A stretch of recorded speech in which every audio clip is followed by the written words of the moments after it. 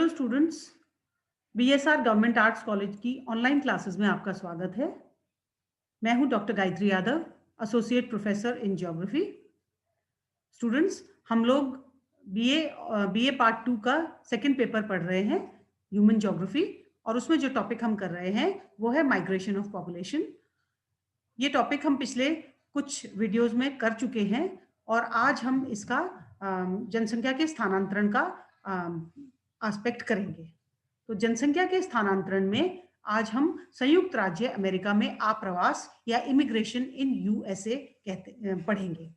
तो स्टूडेंट्स, पहले मैं आपको आप्रवास और उत्प्रवास के बारे में बता देती हूँ।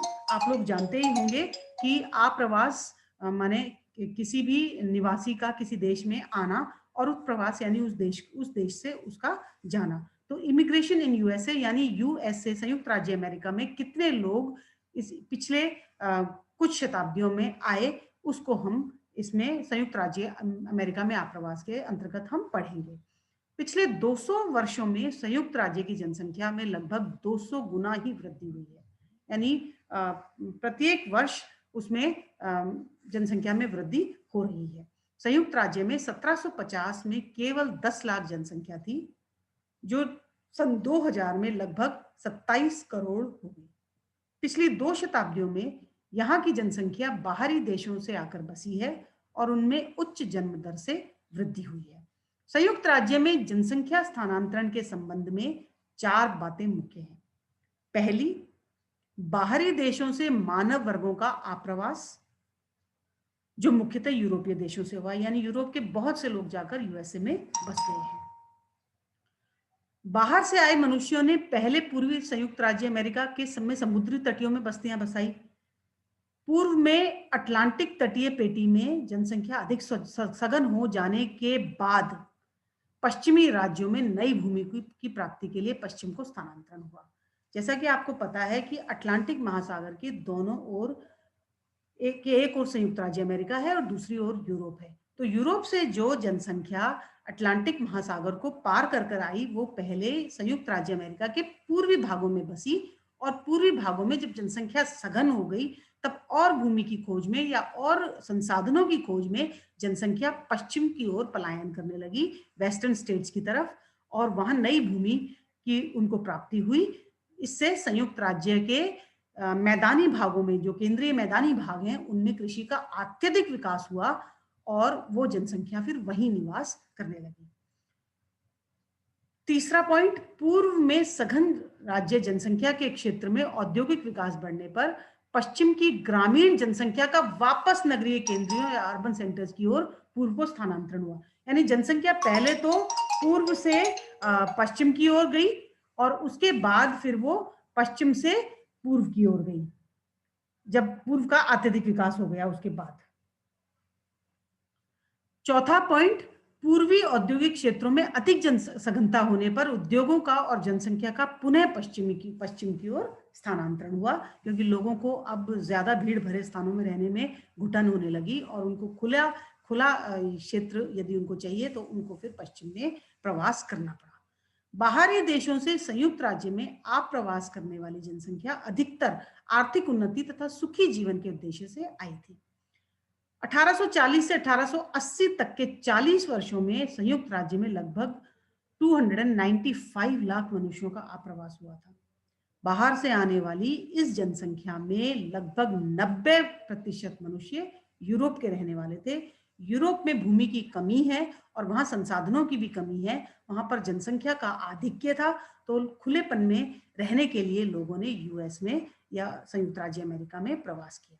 1850 तक ब्रिटेन से लगभग 3 लाख व्यक्ति प्रति वर्ष आते रहे थे। 1854 में यह संख्या घटकर 2.5 लाख प्रति वर्ष रह गई, किंतु ब्रिटेन के अलावा Germany, Italy, Austria, Hungary, Scandinavia आदि से भी मनुष्य आते रहे थे। 1900 से 1920 तक के केवल 20 वर्षों में ही 90 लाख व्यक्ति संयुक्त राज्य अमेरिका आए थे।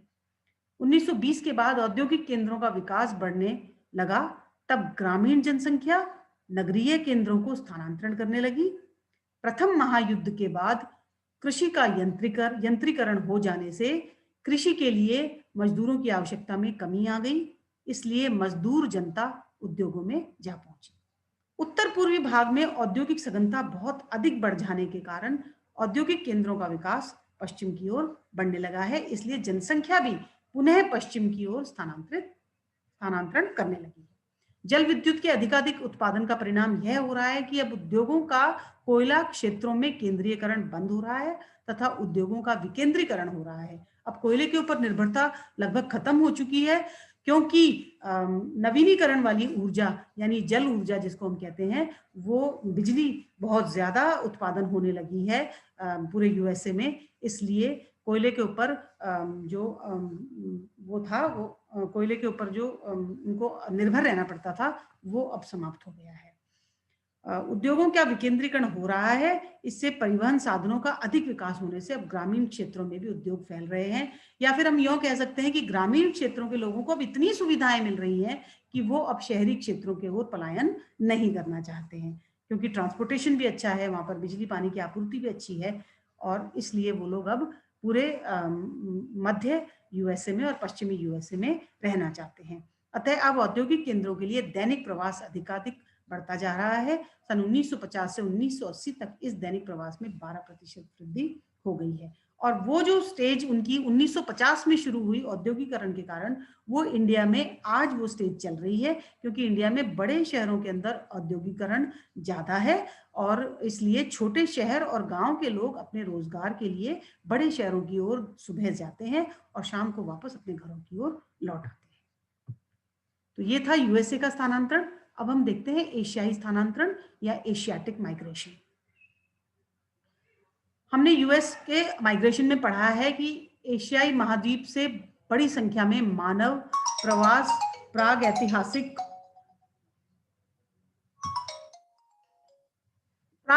युगों में अनेक बार हुए थे। ये प्रवास मुख्यतः मध्य एशिया से हुए थे। बाद में पूर्वी चीन से हिंद चीन को, भारत से म्यांमार, दक्षिणी हिंद चीन, मलाया और पूर्वी द्वीप समूह को स्थानांतरण हुए थे। चीन से बाहरी देशों को उत्प्रवास 18वीं और 19वीं शताब्दी में अधिक हुआ था। हजारों चीनी परिवार मंचूरिया, कोरिया, हिंद चीन, मलाया, थाईलैंड और पूर्वी द्वीप समूह इंडोनेशिया में जा बसे थे। संयुक्त राज्य में दास प्रथा समाप्त होने के बाद चीन से हजारों मनुष्य ठेके पर मजदूरी का कार्य करने प्रति वर्ष संयुक्त राज्य व दक्षिणी अफ्रीका को गए। 1850 में चीनी श्रमिकों का स्थानांतरण शुरू हुआ। 1900 से 1910 तक लगभग 2 लाख चीनी मजदूर दक्षिणी अफ्रीका गए। 1922 तक लगभग 18 लाख मनुष्य चीन से बाहरी देश को गए। इनका उत्प्रवास मुख्यतः निम्नलिखित देशों को हुआ था। आज ये संख्या बहुत अधिक है। संयुक्त राज्य America, Cuba, Natal, Peru, Australia 190,000, हवाई द्वीप, एशियाई द्वीप 45,000 आदि।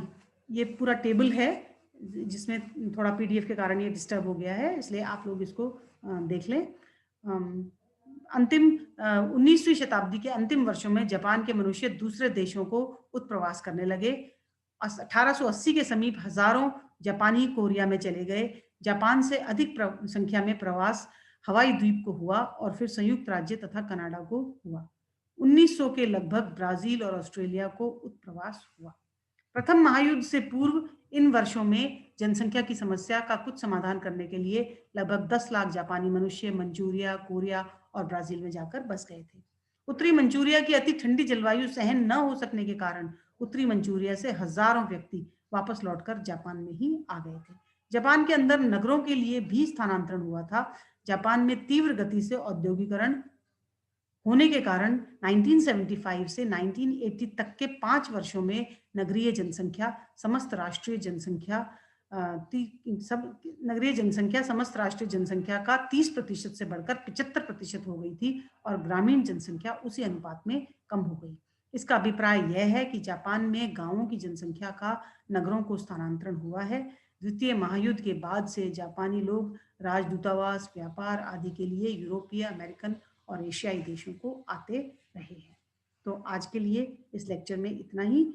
इस माइग्रेशन ऑफ पॉपुलेशन का एक वीडियो और आएगा भी, और उसके बाद ये टॉपिक हमारा फिनिश हो जाएगा।